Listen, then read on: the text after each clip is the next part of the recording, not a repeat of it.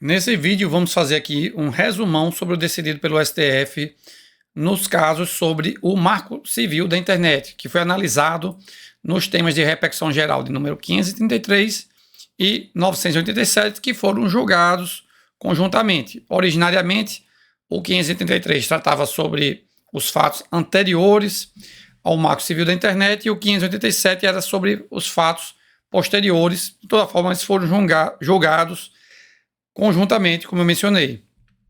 E antes da gente começar, já é importante a gente ter uma noção sobre o que dispõe o Marco Civil da Internet sobre a responsabilização das operadoras de serviços de internet, né? E o artigo 19 trazia um regime de responsabilização e o artigo 21 trazia outro. Então, o artigo 19, ele era a regra geral e ele dizia que apenas era possível a responsabilização, e essa responsabilização era direta da operadora, do prestador de serviço, sempre que ele descumprisse uma ordem judicial. Então, ele condicionava a responsabilidade civil à existência de uma ordem judicial prévia.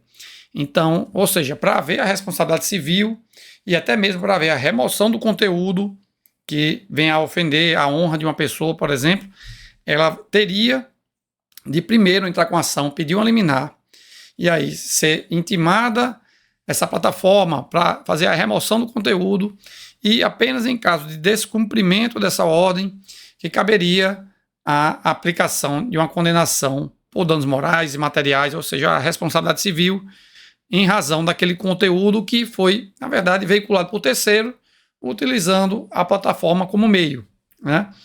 Já o artigo 21, ele trazia uma possibilidade de responsabilização subsidiária da plataforma nos casos que envolvem nudez, certo? Então, quando vaza um vídeo, né, envolvendo nudez de uma pessoa, ela já poderia notificar a plataforma diretamente, ou seja, de forma extrajudicial, e no entanto, a responsabilidade dela era subsidiária, ou seja, seria após a tentativa de responsabilização do produtor do conteúdo.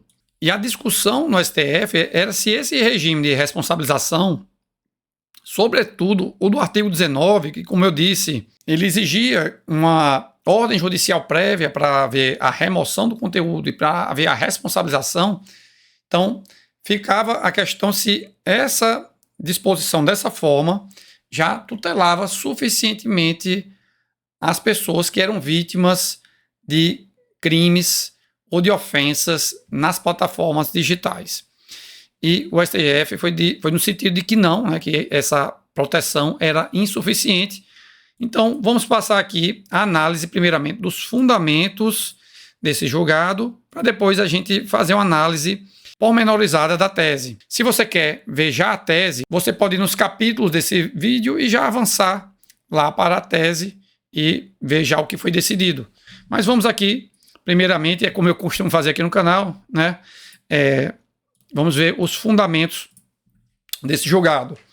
Primeira coisa que foi apontada pelo ministro Luiz Fux, que era o relator do tema 533, é que, nesse caso aqui, cabe uma atuação com minimalismo judicial e diálogo com o legislador. Ou seja, aqui o STF teria um papel de definir uma moldura constitucional mínima de responsabilidade das pessoas que praticam crimes utilizando essas plataformas digitais, enquanto que caberia ao Congresso Nacional fazer um melhor detalhamento sobre essa legislação, sobre a regulamentação. Então, o ministro foi no sentido de que não cabe aqui ao STF exaurir o tema, mas apenas definir algumas balizas e devolver a bola para o legislador fazer essa regulamentação.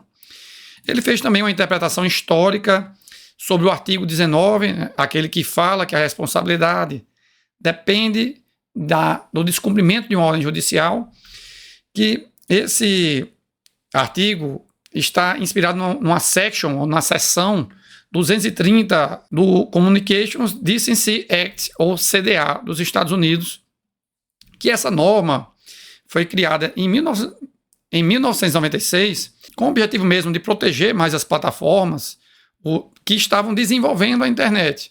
Porque se lá no início que a internet ainda não gerava muita renda, pelo menos não nos patamares que a gente vê atualmente, se já houvesse uma grande responsabilização por todo tipo de conteúdo que era postado em qualquer tipo de plataforma, na época nem havia uns vídeos, né, postados por pessoas, eram sempre blogs, por exemplo.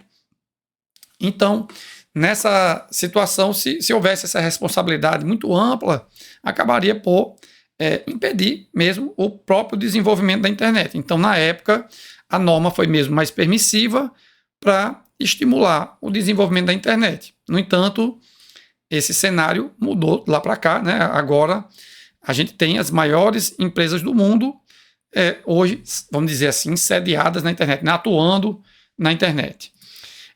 Também o ministro Luiz Fux falou sobre uma evolução da responsabilidade civil, que ela veio inicialmente com um caráter mais individualista, ou seja, com a culpa no núcleo, a responsabilidade depende de uma conduta culposa ou dolosa de uma pessoa, para depois passar para um conceito solidarista, no qual já se encaixa a ideia do risco, né? Existem aquelas pessoas, aqueles entes que atuam em atividades de risco, que por isso, nessas hipóteses, cabe a responsabilidade objetiva, que aí a gente tem a situação da responsabilidade do Estado, também pelo dano ambiental, também dano causado por atuação com energia nuclear, além de outros casos, como o do direito do consumidor também. Então, a gente tem essa segunda etapa, e agora, por último, ele fala também da responsabilidade civil agora, adquirindo um caráter preventivo com os chamados punitive damages, que buscam agora reconhecer que, por vezes, a função meramente reparatória ela é insuficiente para, de fato, tutelar os direitos das pessoas, principalmente quando é impossível quantificar o prejuízo, e isso se sobressai nessas hipóteses de violação à honra das pessoas com o uso de postagens na internet. E, além disso, ele fala sobre as dimensões dos direitos fundamentais, sobretudo sobre a dimensão objetiva, ou seja, a dimensão subjetiva é aquela que é de proteger o cidadão contra um ato do Estado, tem mais a ver com os direitos individuais, como, por exemplo, o direito de liberdade, de locomoção, e há também uma dimensão objetiva do direito, que é aquele que gera uma eficácia irradiante sobre todo o ordenamento, ou também uma chamada eficácia horizontal dos direitos fundamentais, que exige, por vezes, uma atuação proativa do Estado, fazendo para ele um dever de proteger determinados direitos, inclusive de promover políticas públicas. Então, é essa eficácia horizontal que se espraia por todo o ordenamento jurídico, inclusive a gente tem que fazer uma filtragem constitucional das normas para adequar a essa eficácia horizontal dos direitos fundamentais. E o ministro Luiz Fux ainda disse que essa dimensão objetiva dela decorre também o princípio da vedação à proteção insuficiente ou deficiente dos direitos fundamentais, que está aqui diretamente relacionada a essa eficácia horizontal, ou seja, os direitos fundamentais eles têm que ser tutelados, então as normas em geral elas têm que ser interpretadas de forma que permita a eficácia dos direitos fundamentais. E é isso que o STF tentou fazer ao interpretar agora o artigo 19 do Marco Civil da Internet, conforme a Constituição Federal.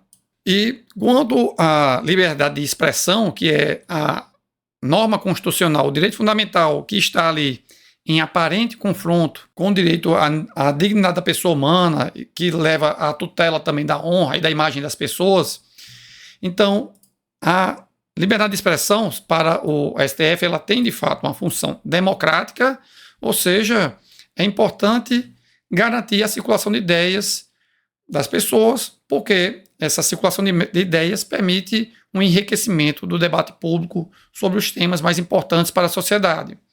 Então, em que pese haja essa função democrática e que a liberdade de expressão ela tem uma função estruturante, mas esse direito, como todos os outros, não é absoluto.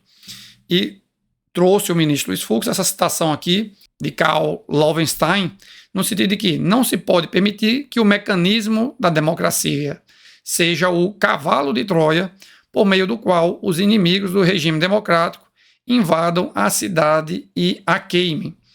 Então, quer dizer aqui que a liberdade de expressão ela não é absoluta e que ela não pode ser utilizada como um escudo para pessoas violarem direitos de terceiros, né, de uma forma livre. Então, a gente tem uma vedação de censura prévia, então há uma proibição de controle estatal prévio ou privado de conteúdo. A princípio, deve haver uma responsabilização ulterior. Então, a princípio, deve haver apenas uma responsabilização ulterior, ou seja, após aquela manifestação da pessoa, que pode acontecer via plataforma digital, via redes sociais, por exemplo. Então, após essa manifestação, é que poderá haver uma análise dela para, inclusive, responsabilizar o autor dessa declaração que ofende a honra de outra pessoa, por exemplo. De outra mão, a gente vai ter os direitos da personalidade, que incluem a honra, a imagem, a intimidade, que, nesse caso, vão limitar a liberdade de expressão. Então, para o STF, a tutela dos direitos da personalidade e da dignidade da pessoa humana vai permitir uma limitação da liberdade de expressão. E a gente vai ver mais na frente como isso foi definido pelo STF. E o ministro Luiz Fux disse que a responsabilidade das plataformas, na verdade, há com ela apenas uma limitação indireta e proporcional da liberdade de expressão. Ou seja, na verdade, isso não impede em absoluto que a pessoa grave um vídeo ou faça uma postagem. Apenas implicará que, se a plataforma não remover o conteúdo em determinadas hipóteses, isso poderá implicar na responsabilização da plataforma. Então, a responsabilidade da plataforma, na verdade, afeta a liberdade de expressão de forma indireta, né? De toda forma, o STF diz que isso vai acontecer de forma proporcional, porque não se está determinando uma curadoria de todo o conteúdo constante na internet. E a gente vai ver quais são as hipóteses em que deve haver um monitoramento ativo ou não. E nessa linha aqui de um prejuízo indireto, a gente tem a análise do chamado chilling effect, ou efeito resfriador, que seria o de inibir algumas pessoas de tratar sobre determinados assuntos mais sensíveis com receio de serem responsabilizados. E para o STF, esse receio aí para tratar sobre alguns assuntos, esse risco seria remoto. De outro modo, as plataformas, elas visam lucro. Então, para elas, o conteúdo que é veiculado nelas é, na verdade, o principal ativo delas. Então, a plataforma fará a moderação dentro dos limites necessários à adequação à norma. Então, ela não tem o interesse, a plataforma, de fazer uma moderação excessiva. Caso contrário, a plataforma é que esfriaria pela falta de conteúdo relevante sendo veiculado nela, né? A gente sabe que os conteúdos, sobretudo quando geram ofensas a pessoas, eles têm maior capacidade de gerar viralização na internet, e isso, consequentemente, permite que as pessoas passem mais tempo conectadas às plataformas. E, em qualquer caso, o usuário que teve esse conteúdo moderado, ele vai ter o direito de recorrer ao judiciário em caso de remoção indevida para sustentar que aquele conteúdo que ele veiculou não é indevido, não é ilegítimo, que não viola direitos da personalidade de outras pessoas. E o STF ainda falou sobre a existência de um fenômeno da mudança estrutural da esfera pública, ou seja, o debate agora não acontece mais como era antes, com poucos veículos centralizando o debate público. Agora a gente tem novos espaços públicos privados, o que também implica numa fragmentação do debate, assim como a formação das chamadas câmaras de eco, ou echo chambers, ou também as bolhas de filtro, ou filter bubbles. Ou seja, as pessoas ficam ali naqueles seus mundinhos particulares, aqueles grupos de pessoas que pensam de forma diferente e que ficam se retroalimentando, falando sobre os mesmos assuntos e apenas compartilhando das mesmas ideias. Na verdade, são bolhas que são refratárias a assuntos, a opiniões diversas, e que com isso as pessoas ficam falando dentro daquelas bolhas e acabam reforçando as crenças que, por vezes, essas crenças podem ir contra direitos fundamentais de outras pessoas. E a gente tem, então, com isso tudo, a chamada economia da atenção, porque, como eu já mencionei, esse modelo de negócios das plataformas digitais, ele é baseado em engajamento e viralização, e isso implica naturalmente numa redução da moderação e também numa redução da transparência sobre como essa moderação vem sendo feita. E isso ficou bem caracterizado no caso do ex-Twitter, hoje o X ou X, como preferir, porque o X, antes da mudança do controle acionário, ele fazia divulgações periódicas das moderações de conteúdo e essa plataforma era conhecida por moderar conteúdos, e após a mudança do controle acionário, isso parou de existir. Então hoje se quer a publicação de relatórios de moderação de conteúdo pelo atual X. E isso tudo gera riscos sistêmicos de desinformação, de existência de discurso de ódio e discursos também coordenados para ataques à democracia. E aqui, nesse ponto, o STF entra aí numa interseção com o julgamento dos casos envolvendo o dia 8 de janeiro, ou melhor, os atos praticados no dia 8 de janeiro. Então, a gente tem, para o ministro Luiz Fux, um quadro de desproteção dos direitos fundamentais, inclusive porque há uma demora inerente no processo judicial. Por quê? Se a legislação diz que a responsabilidade depende da existência de uma liminar que determine a remoção do conteúdo, isso implicaria que toda a remoção de conteúdo dependeria da análise judicial em primeiro momento. E isso jogaria, na verdade, todo o peso da moderação do conteúdo nas costas do judiciário, que a gente sabe que tem uma demora inerente ao processo judicial, por mais célere que seja o trâmite, por mais trabalhador que seja o juiz e os serventuários da justiça, ainda assim, a velocidade necessária ao controle, à moderação desse conteúdo não era suficiente. Então, para o STF, havia uma proteção insuficiente. Então, dito isto tudo, o ministro Luiz Fux diz que é necessário estabelecer algumas normas constitucionais mínimas para a aplicação do Marco Civil da Internet. E, primeiramente, ele disse que não é caso de haver responsabilidade objetiva das plataformas, em nenhum caso, né? Inclusive, ele falou sobre o tema 210 do STF, que é o caso em que o STF disse que a responsabilidade de companhias aéreas no transporte internacional de passageiros não segue as normas do CDC. Então, afastou a responsabilidade objetiva em determinado caso, né? Então, o STF, naquela oportunidade, disse que nem todo caso que há um fornecedor de serviços haverá responsabilidade objetiva. Também o ministro disse que, de fato, é impossível hoje, né, pelo atual estado da arte, ou estado da técnica, melhor dizendo, é impossível a curadoria total do conteúdo.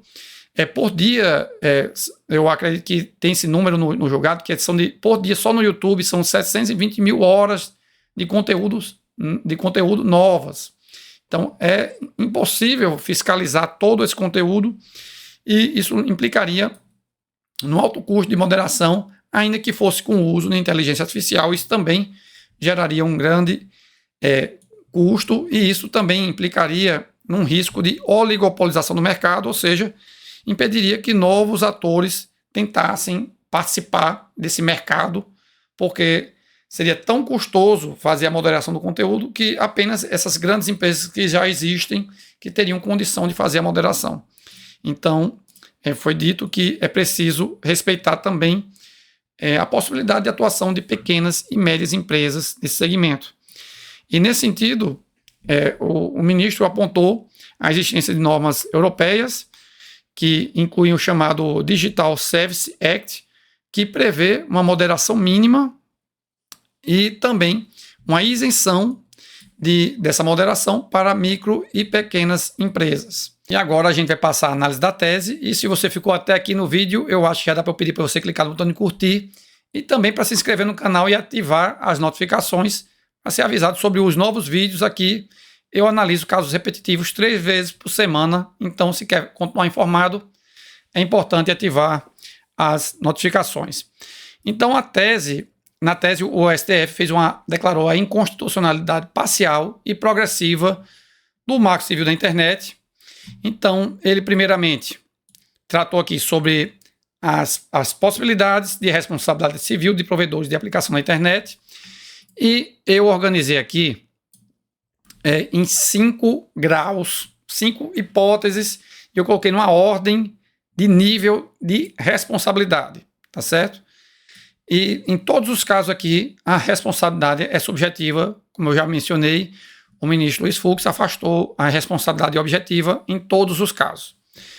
Então, o primeiro caso, que seria a responsabilidade mais simples, é a dos serviços de comunicação interpessoal, quais sejam serviços de e-mail, serviços de reunião por vídeo ou voz e serviços de mensagem instantânea. No caso desse serviço, que é o caso do WhatsApp, do Telegram, esse tratamento diferenciado será apenas no que diz respeito às comunicações interpessoais, resguardadas pelo sigilo de comunicações. Portanto, caso haja divulgação de conteúdos para além dessas comunicações interpessoais, aí o tratamento seria outro, certo?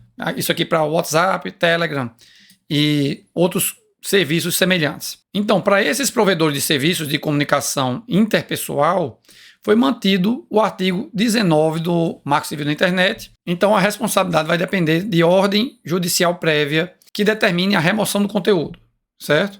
E temos aqui no segundo nível de responsabilidade, que seria a regra geral, na verdade, a situação mais comum, que é a da prática de atos de baixa lesividade. E aí a gente vai ter o seguinte sobre a responsabilidade civil e dever de remoção. Quanto aos crimes ilícitos em geral, a responsabilidade acontecerá na forma do artigo 21 do Marco Civil da Internet, ou seja, a responsabilidade é subsidiária e, por outro lado, a exclusão do conteúdo depende de notificação que pode ser extrajudicial, então dispensa ordem judicial para haver a remoção do conteúdo e também para haver a responsabilização da plataforma, certo? Já quanto aos crimes contra a honra, aí o STF fez um tratamento diferenciado, e aqui foi o ponto que gerou mais discussão entre os ministros em todo o julgado, certo?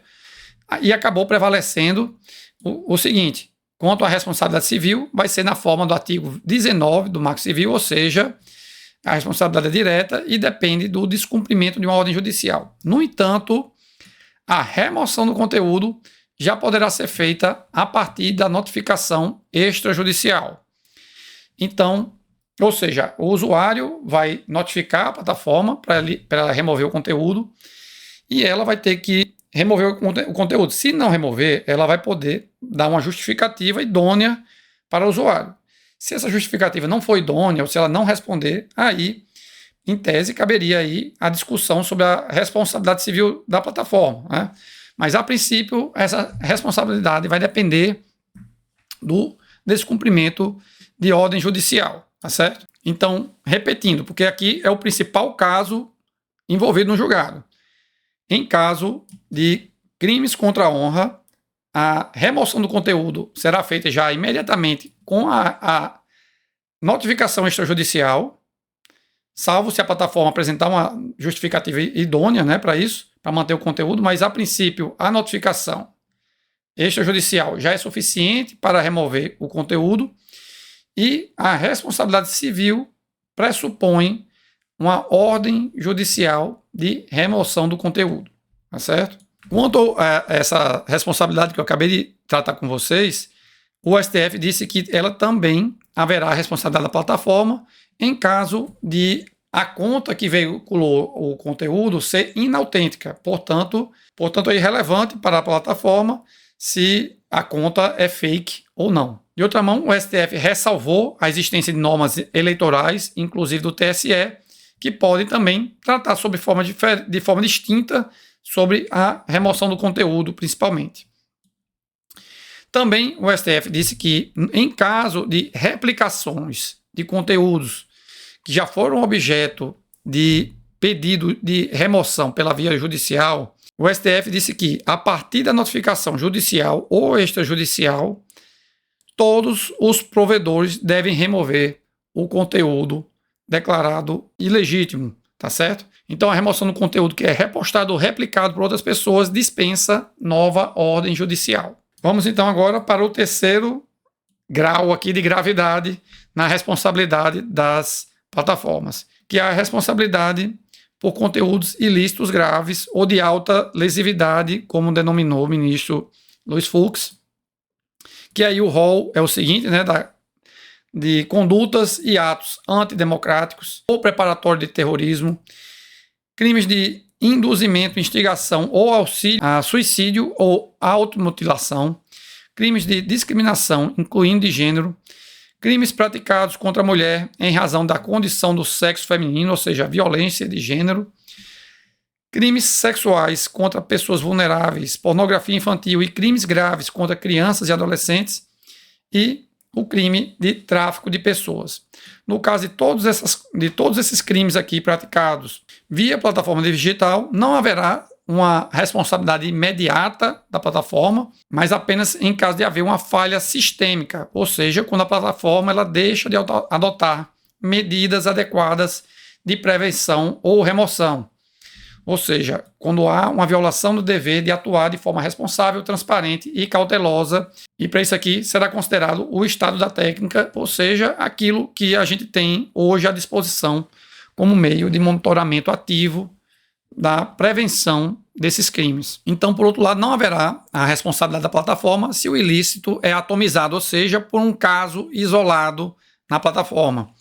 E, nesse caso do ilícito atomizado, a responsabilidade será na forma do artigo 21, ou seja, dependerá da notificação pelo participante. Então, nesses casos aqui, eu coloquei aqui num grau mais alto de responsabilidade, na verdade, porque o monitoramento deve ser ativo pela plataforma, né? Aqui independe de notificação a remoção do conteúdo. Então, se há uma pessoa ou um grupo fazendo postagens de forma sistematizada que implique na prática de qualquer um desses crimes aqui, aí a plataforma tem que remover o conteúdo independentemente da notificação, tá certo? E nesses casos em que a plataforma faz a moderação ativa do conteúdo, será possível que a pessoa que postou ela venha requerer o restabelecimento da postagem, comprovando a licitude dela. E aí, nesse caso, se for restabelecida a postagem, aí será afastada a responsabilidade do provedor.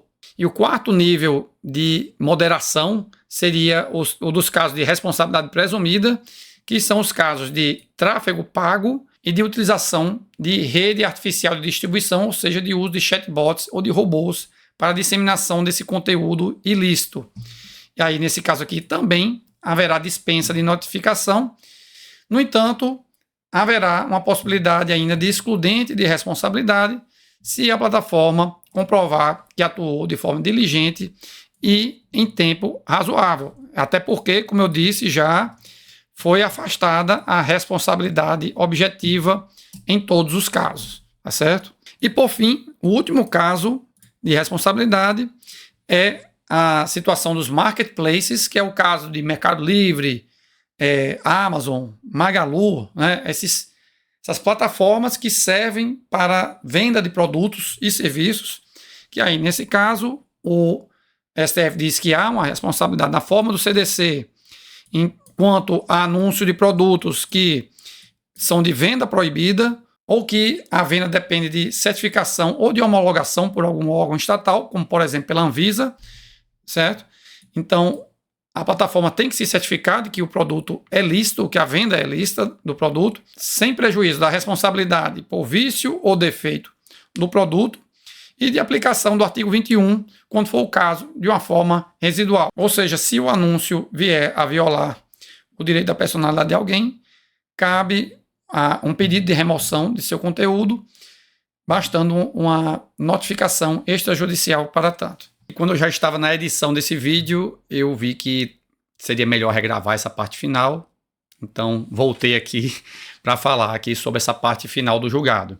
Então, além dessa questão da responsabilidade civil, que eu já tratei, o julgado também falou sobre deveres adicionais das plataformas digitais. Primeiramente, um dever de fazer uma autorregulação, que eles chamaram de autorregulação regulada. E essa regulação sobre a moderação das postagens deve abranger necessariamente sistemas de notificações, devido processo e relatórios anuais de transparência em relação a notificações extrajudiciais, anúncios e impulsionamentos. Além disso, essa publicação dessa regulação deverá ser disponível ao público para acesso e também deverá ser revisada periodicamente. Então, a autorregulação, ela se distingue da heterorregulação, que é quando o Estado faz toda a regulamentação. Aqui, o Estado faz apenas alguns parâmetros mínimos, que é isso que o STF está estabelecendo, além também da possibilidade de o Congresso Nacional trazer mais balizas, mas deixa para os atores também definirem entre eles algumas regras. Então, foi estabelecida a necessidade dessa autorregulação regulada. Também foi determinada a criação de canais de atendimento permanentes. Eu acho que se você já tentou fazer uma denúncia de alguma postagem indevida, por exemplo, no Instagram, você teve dificuldade de fato, fazer o registro disso, né? E agora é preciso que tenha canais de atendimentos abertos e de fácil acesso. Além disso, é necessário agora que todas essas plataformas tenham sede e representante no país.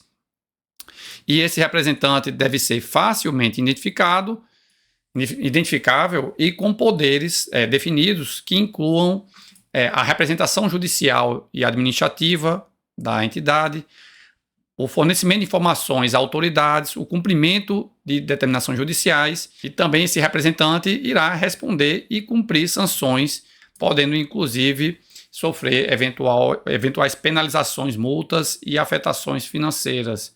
Ou melhor, a plataforma digital poderá sofrer essas penalizações quando comunicada via representante e ele descumprir a determinação. Mais adiante, o julgado também fez um apelo ao legislador para que ele sane as omissões, várias delas aqui já abordadas no julgado, mas para que o Congresso vá um pouco mais além e especifique mais essas regras já estabelecidas agora pelo STF, que, como eu mencionei lá atrás, procurou o STF fazer um modelo interpretativo do minimalismo judicial, deixando espaço para o Congresso Nacional aprofundar essa regulamentação. E, por fim, o STF fez uma modulação de efeitos, né? Então, esse julgado tem aplicação prospectiva, ou seja, com efeitos a partir da sua publicação, salvo decisões já transitadas em julgado. Então, por exemplo, no caso dos crimes contra a honra, que o julgado aqui estabeleceu a responsabilidade pelo artigo 19, ou seja, depende do descumprimento de uma ordem judicial se já há uma condenação transitada em julgado que dispensou o descumprimento da ordem judicial. Se essa condenação judicial já transitou em julgado, vai ser mantida, portanto, então não vai caber, por exemplo, uma ação rescisória pela plataforma, tá certo? Então é isso, eu acho que foi um bom apanhado aqui, o vídeo ficou um pouco mais longo do que eu normalmente faço aqui no canal, mas eu espero que tenha ficado claro para vocês e espero por vocês num próximo vídeo. Lembre-se sempre de clicar no botão de curtir e de se inscrever no canal se ainda não é inscrito. Muito obrigado e até a próxima.